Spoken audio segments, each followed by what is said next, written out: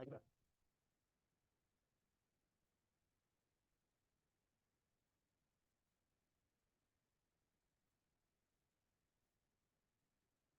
Okay, so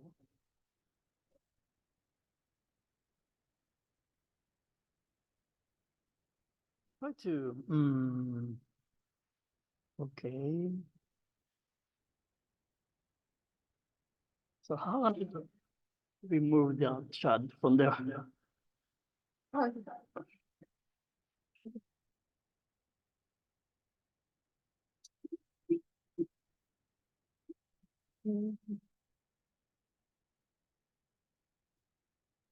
Oh, can I shot maybe? We can see there. You're gonna want to meet the computer too. Yeah. Yeah. Sorry, Kristen. Not that one, not that one. What about the speaker? Perfect. We got it.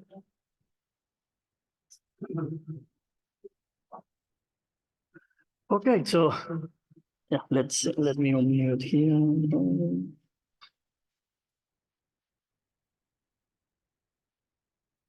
Sorry, Krista, can you help me here?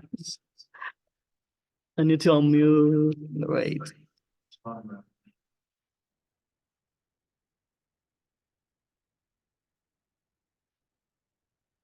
I'm trying to mute myself here. So could you help me again? Sorry. How the bottom right? Bottom right, there's the mic. The microphone icon. Yeah. Right, right.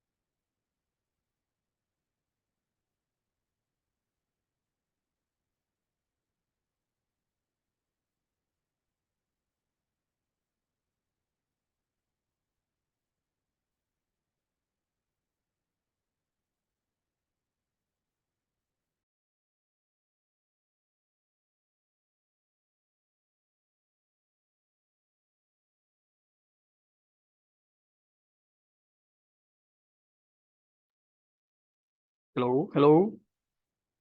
Now you can hear me online? Oh, la computadora. Yes.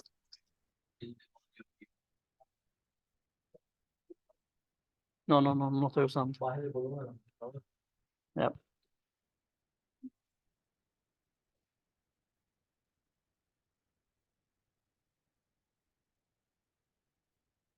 Okay. Okay, now it's the microphone for the computer, yeah? So you can hear me online? You? Say hi. Yes, we can hear you. Okay. Hey, okay. Okay. So that made me feel more comfortable.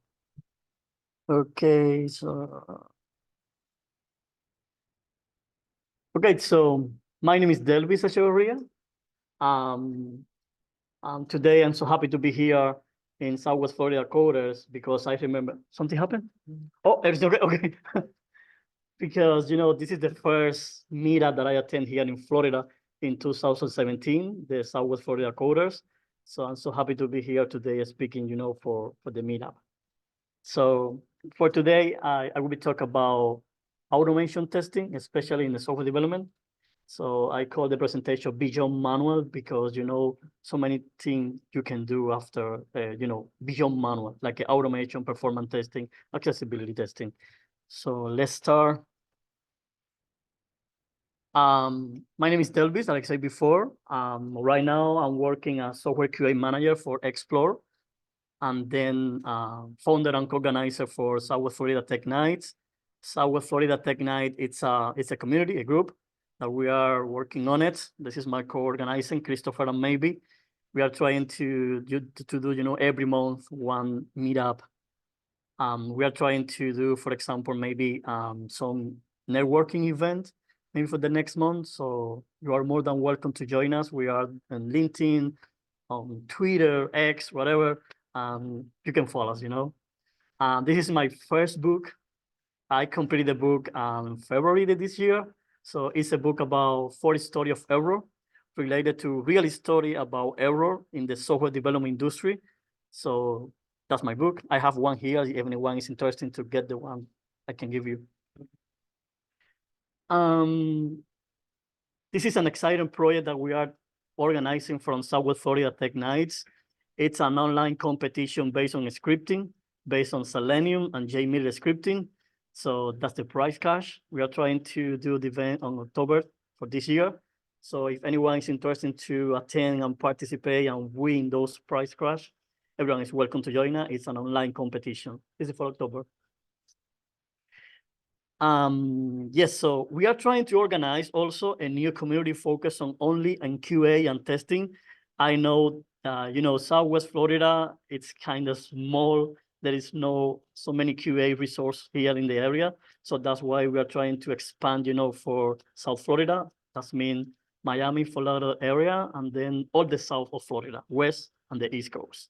So we are trying to start next month on online workshop related to everything about automation testing, performance testing, accessibility testing, and online. Okay, so the agenda for today is I will be talking about quality and software testing. Also, I will be talking about the automation testing, and then at the end of the presentation, I will try to show you a simple demo on Selenium and JMeter, something practical. So in my presentation, I'm using this picture because, this presentation, I used this presentation the last Saturday in Miami, Fort Lauderdale for the conference there.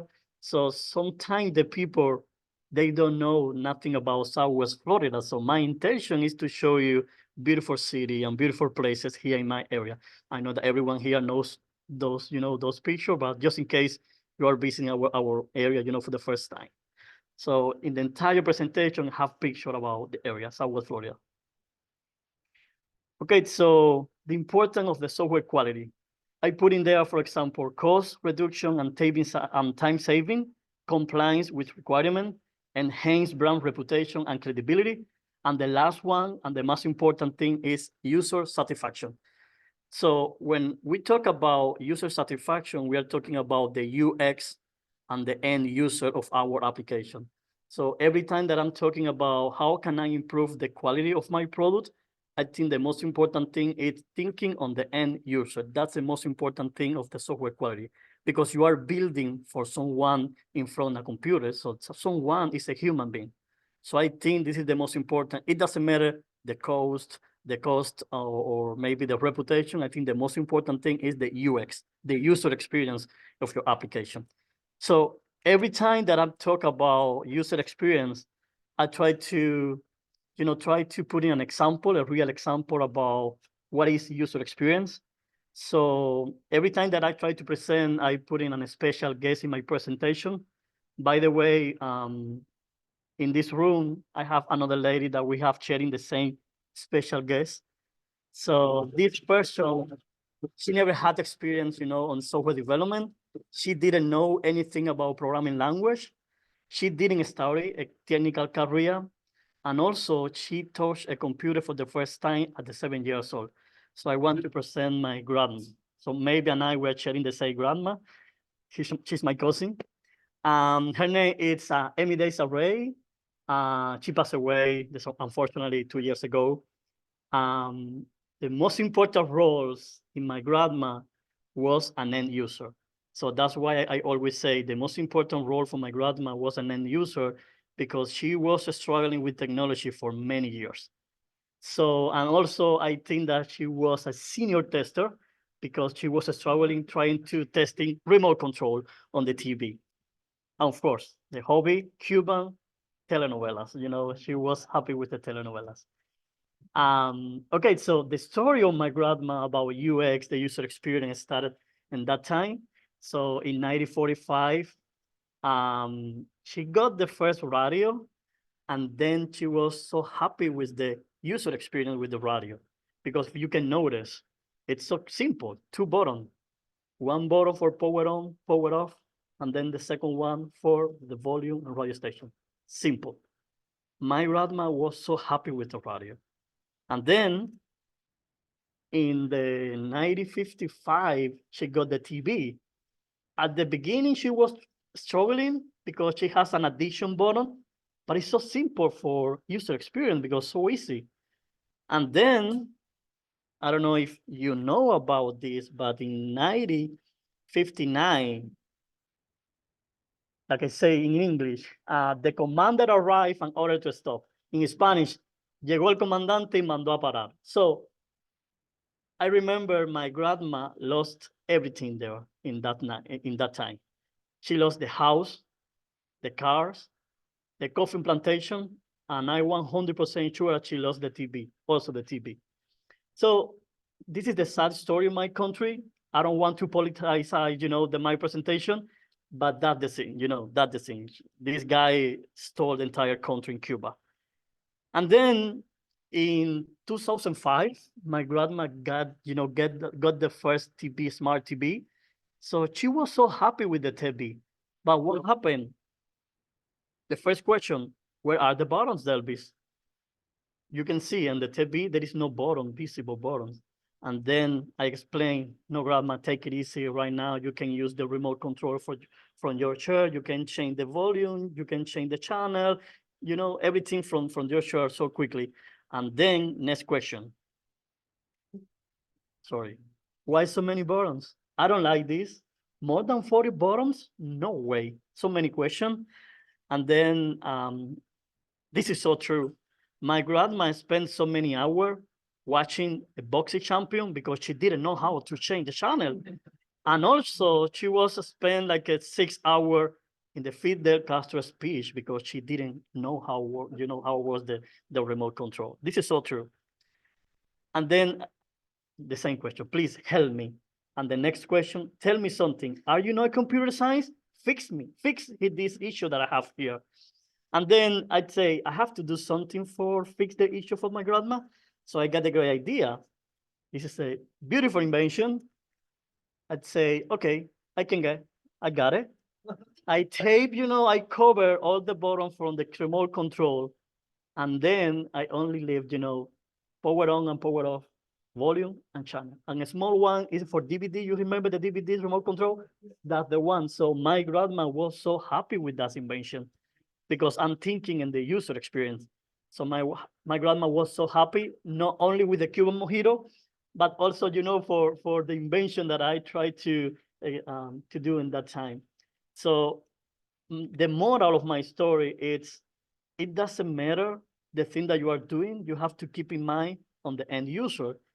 So it doesn't matter if you are selling travel, if you are doing real estate, if you are making coffee, if you are doing a medical assistant, whatever. Everything that you are doing, you have to keep in mind on the end user because it's the most important thing because it's a human being in front of your product or your service. So software development is the same. If you are trying to develop software, you have to keep in mind in the end user. And one way to improve the user experience is try to detect and find error in your product. So that's why it's important keeping in mind, the automation testing because it's the way that you can find error so early in your stage for the software development. Okay, so for example, this is an error, famous error. For example, the first one, it's about the rocket, Ariane rocket. It's an accident in 1996. Also, there are so many errors that we spend a lot of money on the economy. But I think that the most important one, it's about the error in the radiation machine Terra 25.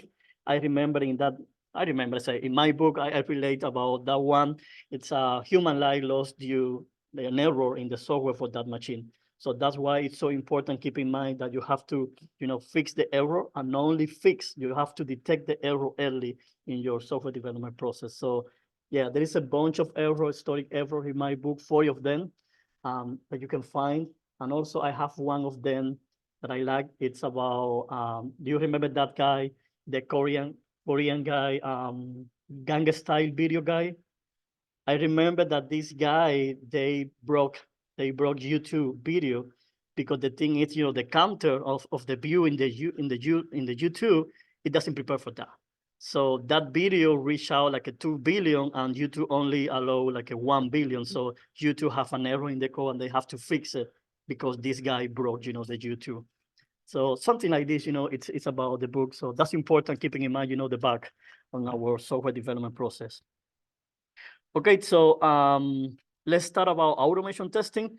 First of all, we need to keep in mind that if you are doing automation testing, you can save time, you can improve test coverage, you can enhance accuracy, you can allow the test reuse, and also very important, early bug detection in your software development process. So automation testing, for example, you can automate functional testing. You can keep in mind also do performance testing, also accessibility testing, security testing, a bunch of type of testing that you can automate. So let's talk now a little bit about tools and technology that you can use in your automation testing. For example, if you want to automate functional testing, there are so many tools, like for example, Selenium. Selenium is the best one right now. I mean, not the best one, but I think it's the most useful tool for automate. There is a big community around Selenium that you can get, video tutorial for a lot of resources that you can use for learn, Selenium. Appium is the tool that you can use for automate mobile application. It's so popular right now. Oh, sorry.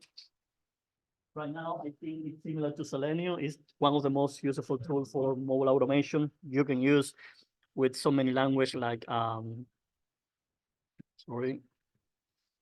Java, C#, Python, a lot of language to automate on mobile application. Catalan is the tool. It's for automation testing. It's similar to Selenium, but it's kind of that you can record it and then you can play. It's easy to understand for people that the people that don't know about coding. It's so easy because it's only recording and then you can play. Cypress is another one based on JavaScript. And then, for example, those tools are based on this language, like a C#, Java, Python. And also, I highly recommend those tools in the bottom. Lambda test, and Browser Stack. They are tools that you can use for example, to simulate real mobile application. For example, if you want to test, for example, an application using iPhone 15, you can go to those tools and then you can find real devices in those tools. So that's so helpful because it's a real devices. I don't have any problem with simulator or emulator, but sometimes it's not realistic for our testing. So those tools provide you, real devices, like real devices, like you can use Samsung, iPhone, all the devices. So another point, super important, it's about continuous integration. Right now, every company wants to, putting everything in continuous integration because, for example, let's see, you have a developer that is working right now in the product, and then the developer is working every release, and they are making the deploy every release. So the developer have to say to the QA, hey, QA, I completed the deploy, now you can test it. And then the QA have to be advised for the developer, and then start, when the developer inform about it, the QA have to do it manually, that deploy for the QA. So right now with the continuous integration, you can use so automatically you can prepare your script, putting in continuous integration, and every time that the developers have the deploy ready, automatically you can run your script for continuous integration. Yeah. I know it's a program, but You may prepare the script for that, or how long automatic check? it depends. It depends. But it's so quickly. For example, if the developer prepared everything there on the release, you can put in the script connecting with the deploy. So when the developer say I'm deploying it, after that, it's running automatically the script for testing. How long? Depend of the testing, it depends. Yeah. Depend of the testing duration.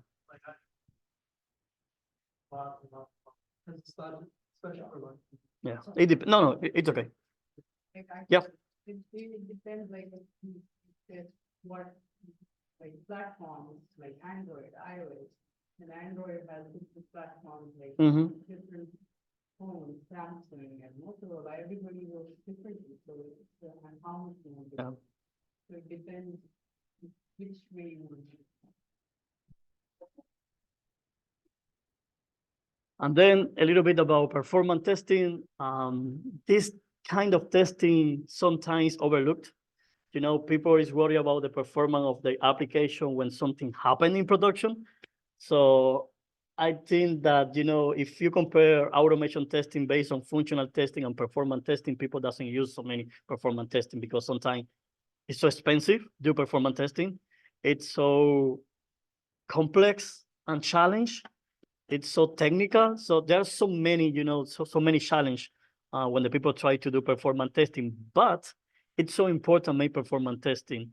Performance testing is based on, let's see, I measure the response time of my application. Let's see the bottlenecks of my application. Let's see how the system works when I have more than 1,000 users interacting at the same time in my application. So like I said before, performance testing, sometimes it's maybe the projects do performance testing one per year when Black Friday is there, that they are worried about how many users interacted with the system. But at the end of the day, it's so similar to automation testing. You have to keep in mind the performance testing during the entire process of the software development. Even there are so many best practices to do performance testing early, from the application. In our company, Christopher and I, we are working on performance testing. So we have a script running every release, every sprint. So every Friday, we're running that script to see the metric, for the response time, to see if there is any deviation of the, any request. So it's so important, keep in mind, performance testing. So many type of testing into the performance testing is like umbrella. You can find load testing, stress testing, peak. You can find also endurance testing, so many kind of testing into the performance testing. Tools and technology.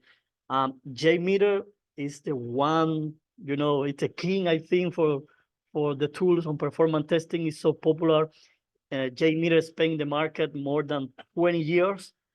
From 2002, the first projects started. It's so popular because it's open source, it's completely free. There is a big community similar to Selenium. There is a big community around the JMeter. In YouTube, you can find so many tutorials, so many, yeah.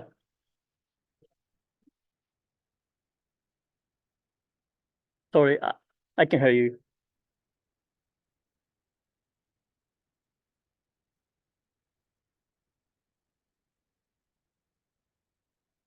Performance testing is based, when you are doing Selenium automation testing, is based on the UI. You are trying to simulate and reproduce the user interaction, like a UI, for example, click, enter user, name, scrolling, those kind of things.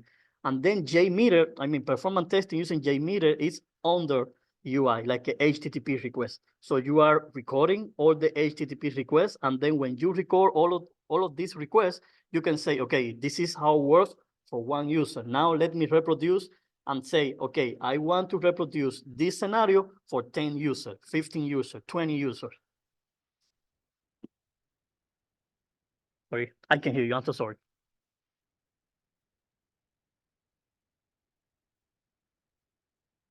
Like the difference between load and stress and endurance testing, or like the automation and performance?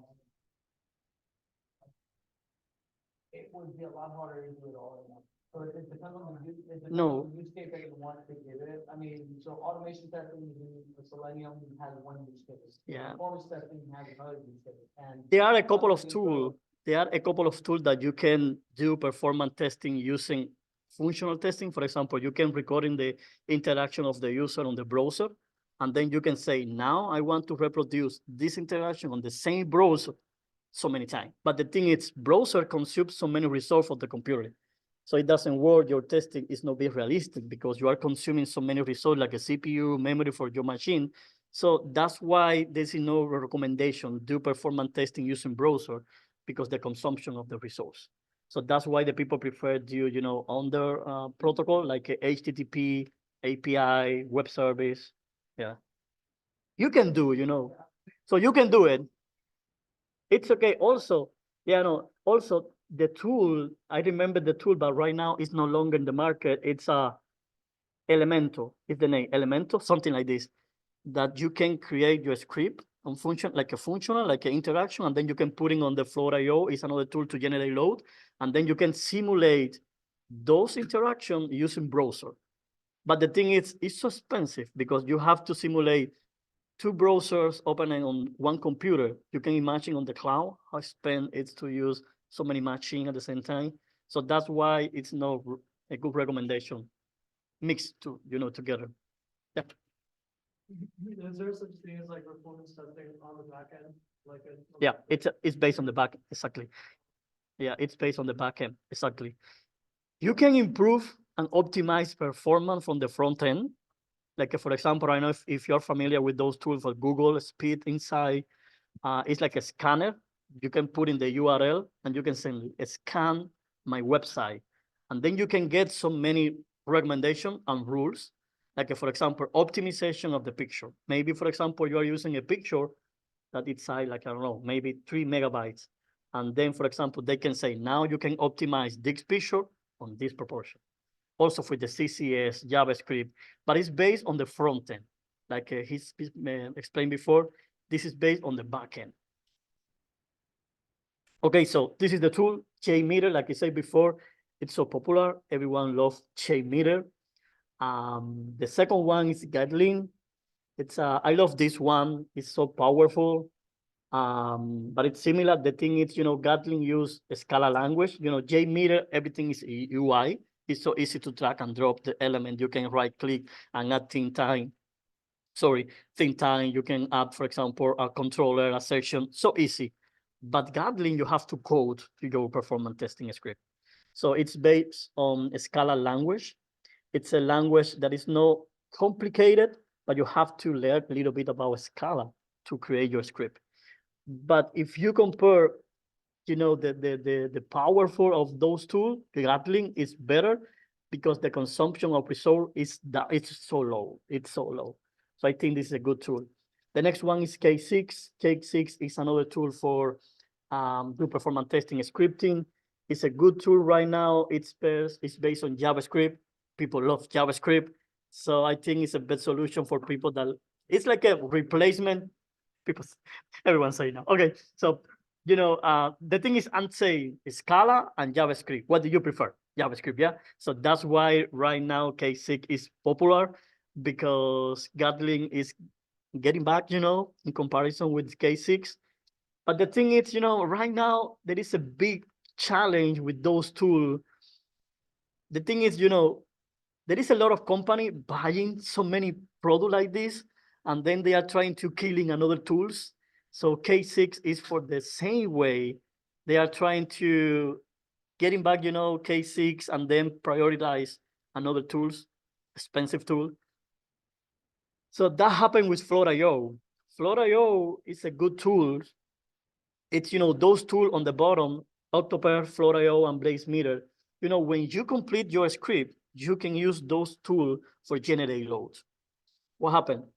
If you want to create a test, for example, with 10,000 users, it's impossible doing from your laptop because, your laptop include limitation for the CPU RAM. It's impossible. Don't do performance testing on your laptop.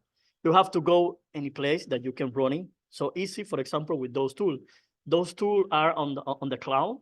It's so expensive. You have to put in your script there, and then automatically you can distribute the load for different regions and percentage. It's so easy to use those tools, but it's so expensive. A date, for example, I remember we did performance testing last year in our company, and we spent more than $5,000 only in 1 month for generate load. You can imagine every day on releases like a continuous integration, it's so expensive. But the thing is, those tools, they are trying to be competitive, between each other. And then what happened is that the company is trying to kill a couple of them to put in there, another one's more expensive. So there is a big problem right now, a big challenge according to those tools. But they are amazing tool because it's so easy to distribute the load of your application. Octopath is the one that is right now more flexible right now, talking about prices. But BlazeMeter is the king of those tools. I love BlazeMeter. It's so friendly from the UI. It's easy to understand and easy to get resources. It's a challenge part for the performance testing is when you try to get the results and try to create a report for someone in your company.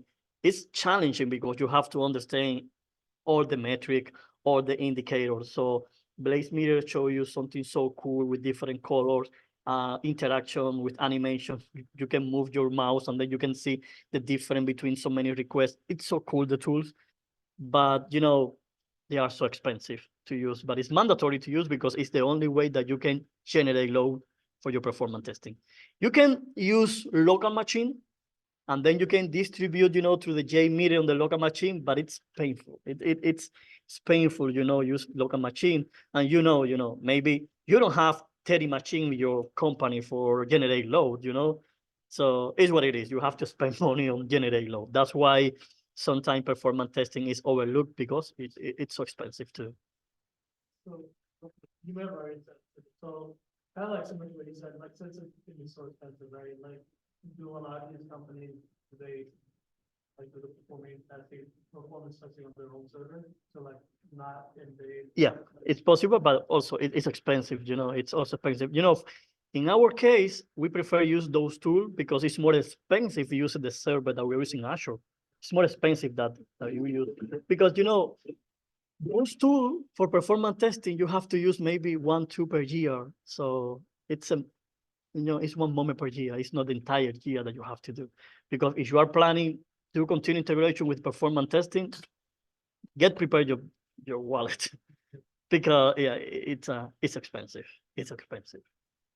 Okay, this is about performance testing. Also, so cool for continued integration. The same tools, you can prepare your script and then you can integrate with GitHub Action. Also for Azure DevOps, you can use in Jenkins. So many tools for continued integration.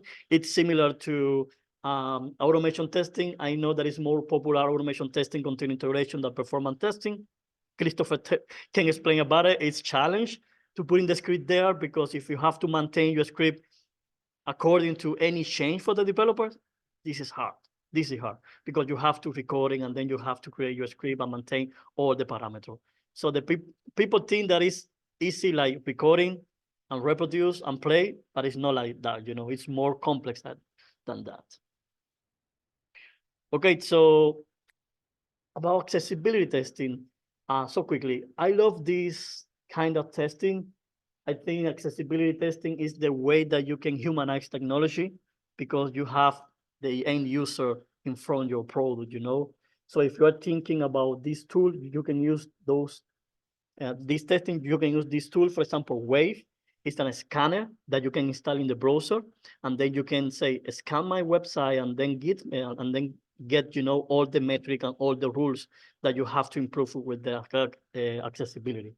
Also, Axie, you can use Axie, and also you can include in your automation testing this library to measure, the accessibility of your website.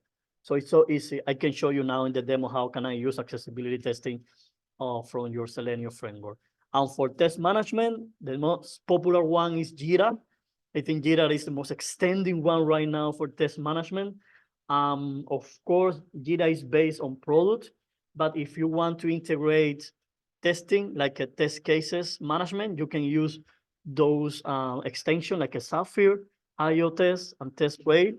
Those tools are prepared to design the test cases on Jira. So you can design your test cases on that. But the good thing here is that you can integrate those tools with your framework.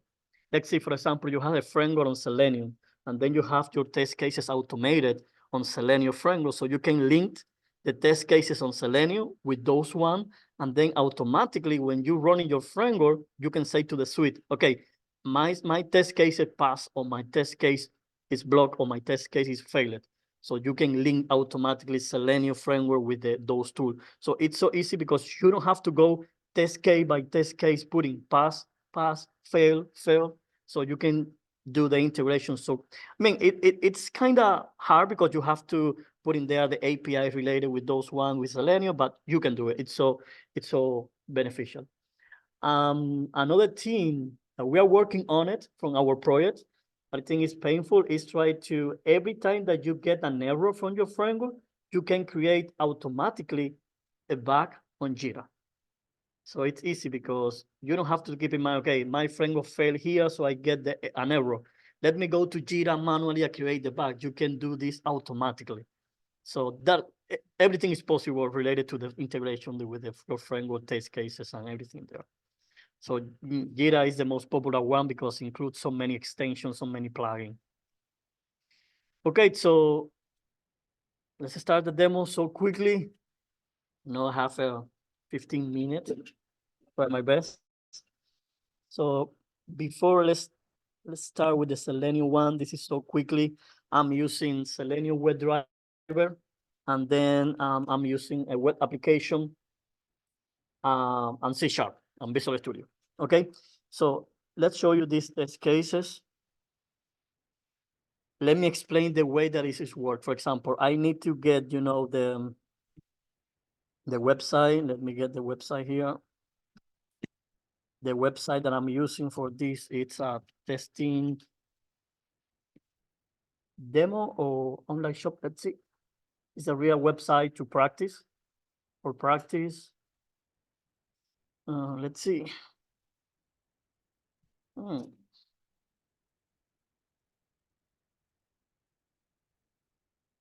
Let's see here.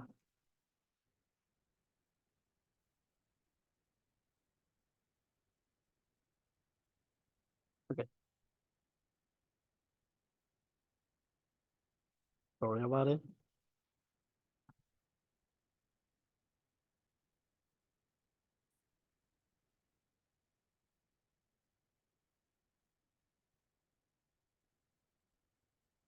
This is the website. The thing is, if you want to automate, your website using Selenium, you have to keep in mind that you have to interact with the UI of your application.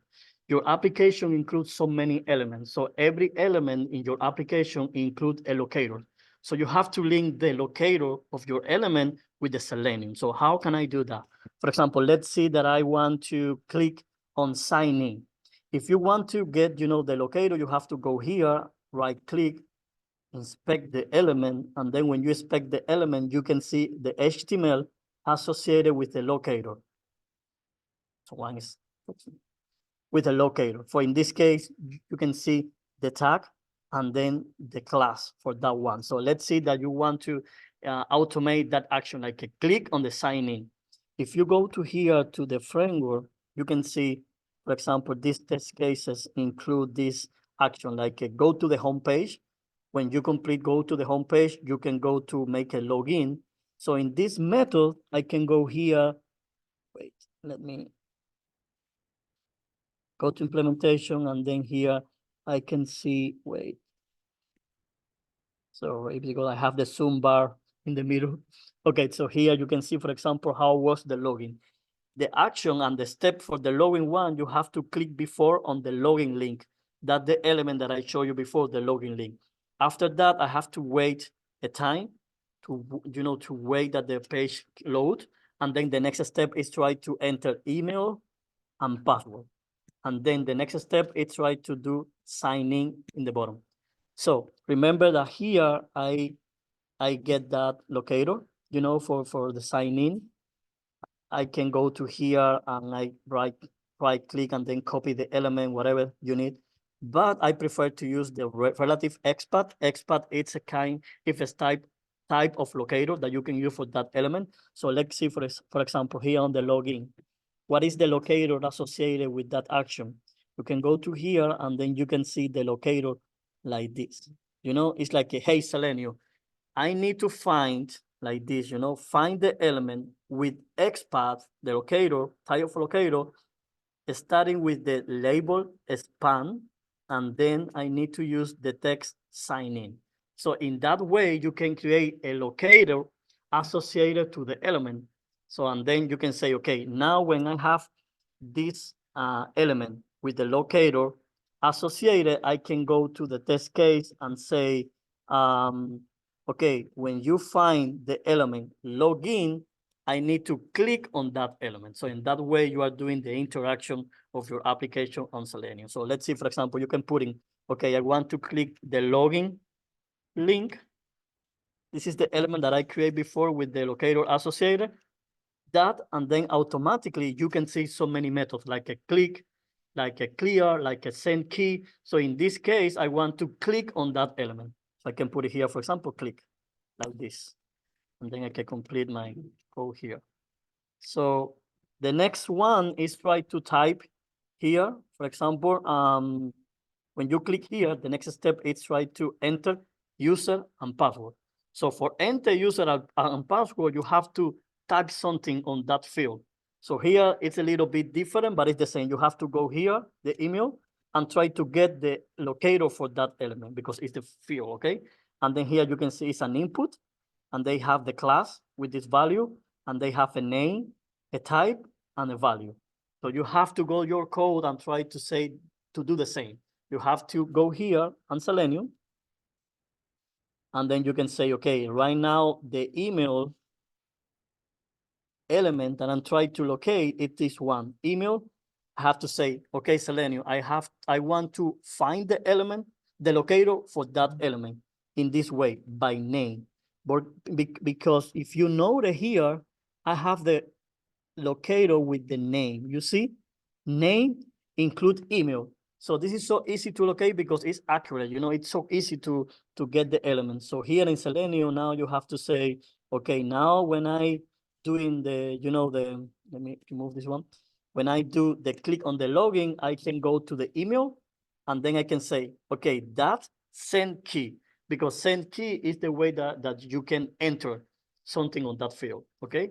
And then it's similar for password. And then for the bottom is another element that you have to keep in mind is a click.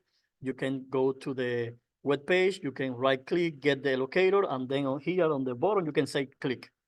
And then, for example, let's execute this one. Automatically, you can see that my browser is opened, and by itself, it can reproduce all the steps that I coding here on my Visual Studio. Let's see. That one is, it's failing because I prepared the test case for failing, but you can see, that all the reproduction. Let's see. You can see. Okay.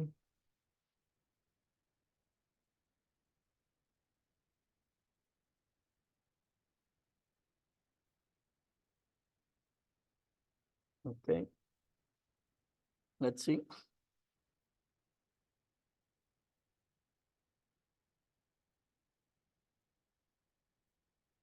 What happened? Okay, you got it. Is the connection slow? So now I can go to the home page. That's the first step. Home page. And then next step, it's click on sign in. Click on sign in. And then the next screen, when I click on sign in, it's enter email and password. And then click on the button. It's kind of slow. Let's see.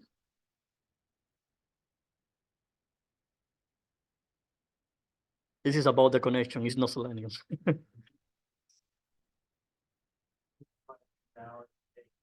That means that we need to do performance testing. Yeah. Okay, now I think click on sign in. Anyway, that's the way that we are doing automation testing. You have to keep in mind, you have your browser, you have your Visual Studio with code, and then you have to connect, all the elements in your website, and then get the locator for each element. And then the way that you have to keep, for example, if the button, the only way that interact with the button is click. But if on the text field, you have to enter like a send key, but there are so many elements. For example, you can automate interaction like a drag and drop, Also, you can do a scrolling, you can maximize the browser, so many actions that you can do on Selenium. The good thing about Selenium, like I said before, it's so popular right now. ChatGPT is prepared for any question that you have to do, on any error or something that you have to do, like a drag and drop method, everything there. And also, right now, you can install Copilot from Visual Studio. It's another tool for AI. So you can use AI also for generate test cases. For our company, maybe it's my coworker. She's using Copilot for Appium and C#. So I remember I was talking to, maybe we have the presentation 2 weeks ago, explaining a little bit about how we can use Copilot in our framework. So I remember she explained, hey, it's so easy, something like, hey, Copilot, I want to create a test case based on create this, add this, do this, and then last, whatever. And then automatically in 30 seconds, I don't know, something more, the test case was created on the framework, like a coding.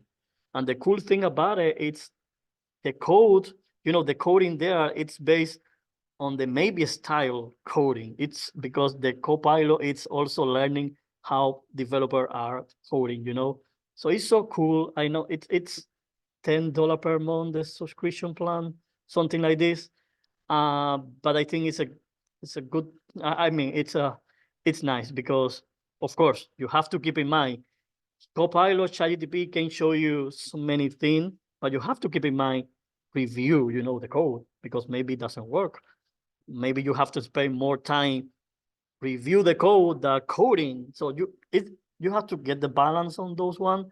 But I think they are so very beneficial. Like, for example, you can, for example, in Copilot, I don't have Copilot in this project, but you have to, let's say, you want to see how works your code, and you can right click and then explain it.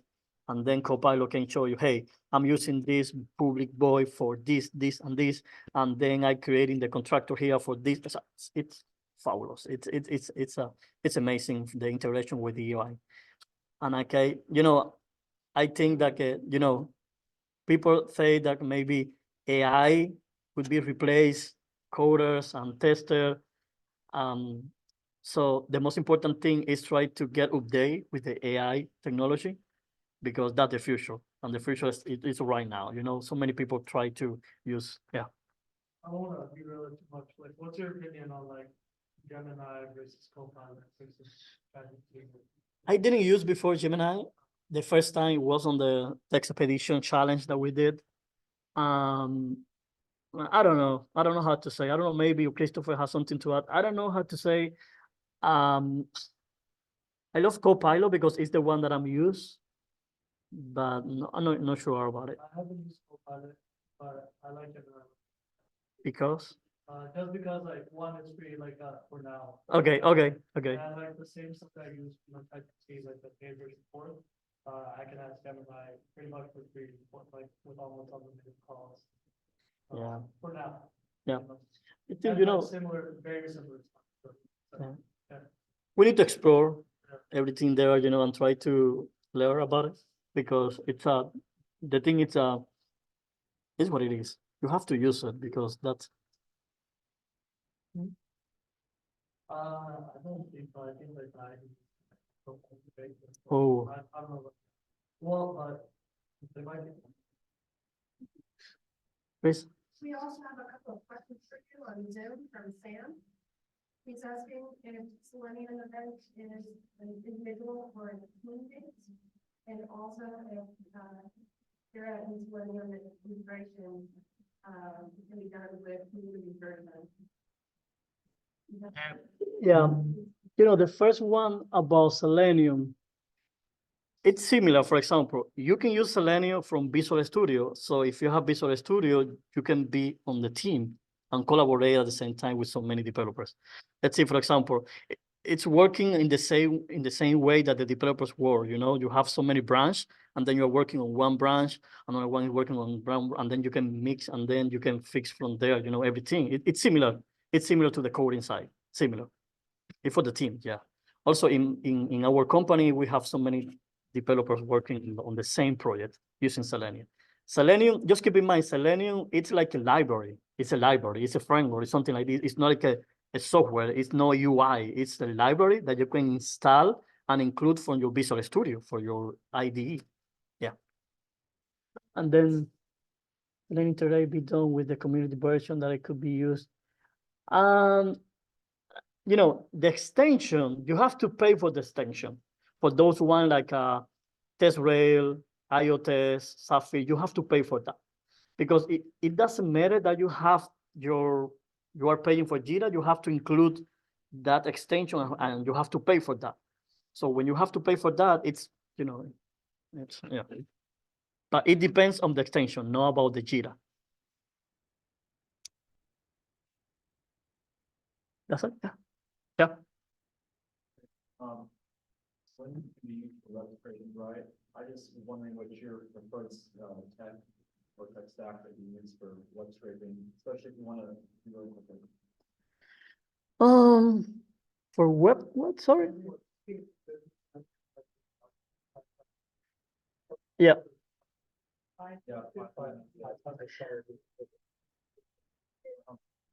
Yeah.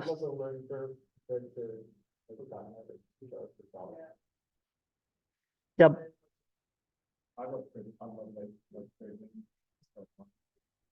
The thing with Python, it's, you know, Python, it's easy to learn and to code, I know. But if you have the background on Java or C#, this maybe would be kind of struggling for you because it's another mindset, you know, it's different. The mindset for coding on Python is different. So, sorry, I think if the first language that you are trying to get is Python, that's perfect because it's so easy to. But for example, for people like me, I started in 2002 coding on Java. I'd say it's different for me. It's different. The way that even for coding is different. We have a project in our company for Python. Let's say, what is this? You know, it's like it's another mindset. It's different. The way, yeah, it's different. I know it's more easy. I know it's more easy to understand for the people the first time, but for me, I'm struggling with that. I say, I don't know, I prefer C# or, you know, it's maybe, you know, I'm comfortable coding in C#, but yeah, for me, it's kind of, I don't know. Yeah. Yeah, but you know, for Python, it's yeah, it's so popular right now, and there are so many. Even though, you know, if you have to focus your script on BDD, you know, Python is the best one.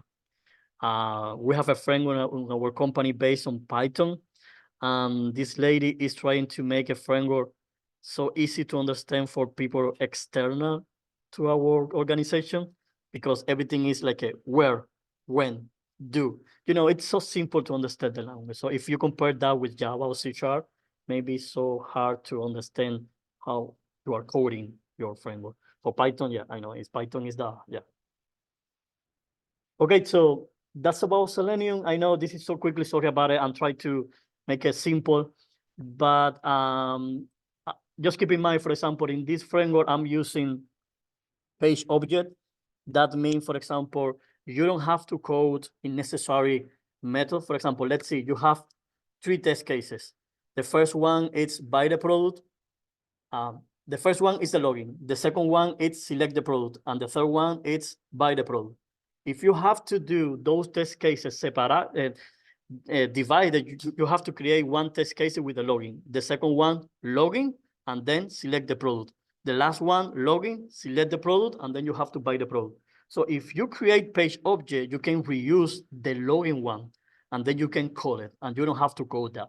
So that's the good thing about page object, you know, on automation testing, because you can create like external method, and then you can call it like this, for example. Let me see. I show here, for example, for me, I have the go to the home page, and then I create another one for login, and then add element, and then log out. So I don't have to create, you know, for all of them, make a login, make a home page, you know, I have to reuse the code. So is that like a recommended, like a naming convention where you like say, you start with PO and then the name of a thing? Yep. Yeah. Okay, so the another thing in this framework is about the accessibility. So if you notice here, I'm do something for accessibility. It's so easy. It's a library. And then you can say, okay, I want to scan my home page when my framework is there. Okay, so I can use, for example, this library, accessibility test, and then automatically when my browser is opening, you know, the home page, I can scan the home page, and automatically it's so easy to use, and automatically I can save the report in my computer. So let's see, for example, let me execute this one so quickly, and let me show you the report that I'm getting from the framework. Okay, this is only the home page, and then automatically I can run my accessibility library. I can get the report from there. Let's see. Okay, I'm now closing. And then now I can go to that path here. Report on Selenium. And then let's see. Report. It's not there. Let's see. Okay, I can show you this one. I don't know what happened. It's so slow right now. Okay, this is the report. Here I have all the recommendation for the accessibility one related to, you know, element with any label, something like this, you know. Here, say like I have 44 violation, I have incomplete 26. And then here I can see all the rules that I'm no follow, like this one, you see, and then you can see how to solve, how to fix that issue. So it's so easy. It's automatically, you can get the report. And then I have only 3 minutes, I think, yeah, for JMeter and performance testing. It's still running. I don't know what happened with the connection here. It's still there. Okay. Let me close this one and let me show you performance testing. So let's talk about performance testing. Remember that the idea in performance testing, performance testing is the way that you can generate load. For example, in this one, this is a script that I create for this website. It's a very simple website. It's the way that you can do, you know, book flight. And then the idea is, I recorded this one. You can select the flight, and then you can choose the flight. This is the one that I'm getting from here. Recording, you know, those one. But the thing is, remember, I'm doing this for one user. So now, for example, I want to reproduce, I'd say I want to reproduce 10 user at the same time. So I can go here, add so many listener to view the results. And then when I send this one, I can see that I'm sending for 10 user my script. And then here you can see, let's see. Okay, 1, 2, 3, 4, 5, 6, 7, 8, 9, 10 elements. That means that you are generating load for those requests. So let's see, if you recording 5 requests, if you say you want to generate 10 users, that means that you're gonna get, you know, 10 requests at the same time from the JMeter. So the thing is that this tool can simulate realistic behavior on the web. If you have 10 users in your application, you can say, okay, JMeter, I want to generate 10 users at the same time. And then the tool is so flexible for everything there. and then you can get the result like a response time, average, 90%, code error, like a 400, 500, 400, everything there. And then when you complete this screen, you can save it, and then you can use those tools that I presented before, Flow.io, JMeter, and then you can put in the load from there. That's the place that I say is so expensive, but it's the more accurate way that you can generate loads. So JMeter works in that way. That's it. Sorry about it. My time. Yeah. Okay.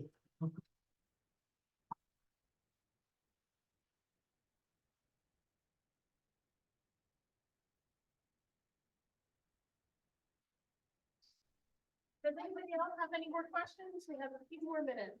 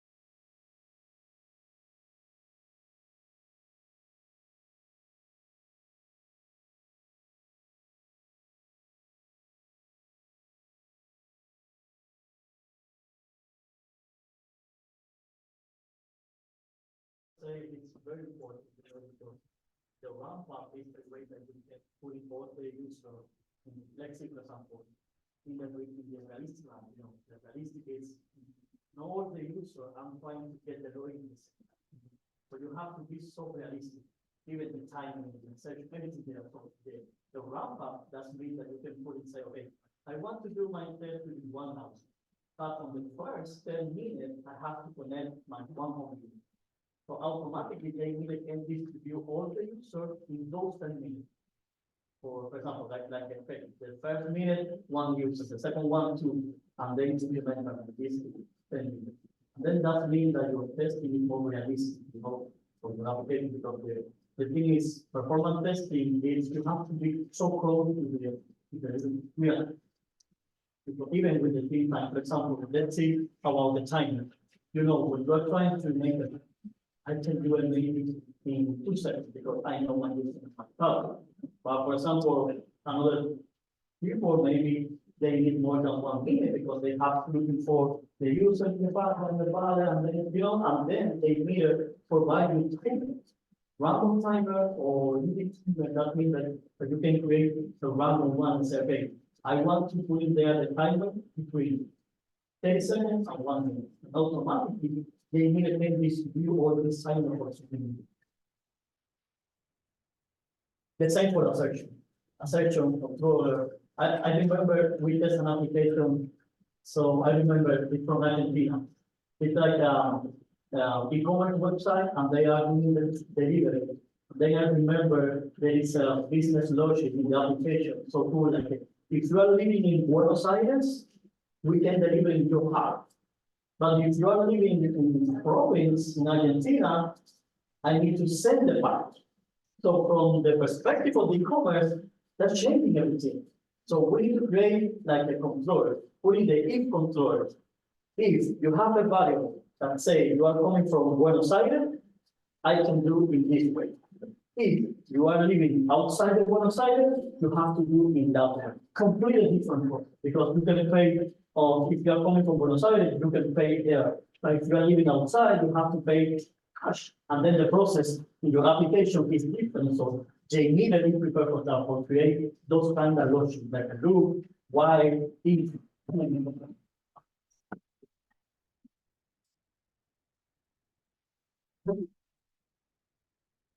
Yeah, there's no problem, that's it. There's no problem, so cool. There is another question? No? Yeah, no. Nope. So- Yeah. All right. Well, I want to thank everybody for joining us here tonight. Once again, if you would like to grab some pizza with us, you're more than welcome. We're going to Downtown House of Pizza. Typically, a lot of us walk there, but you can also drive there if you can find a spot. So, all right. Other than that, I hope you guys had a great night. And thank you again for listening. Excuse me, Kristen? And thank you all for joining us tonight as well online. Thank you.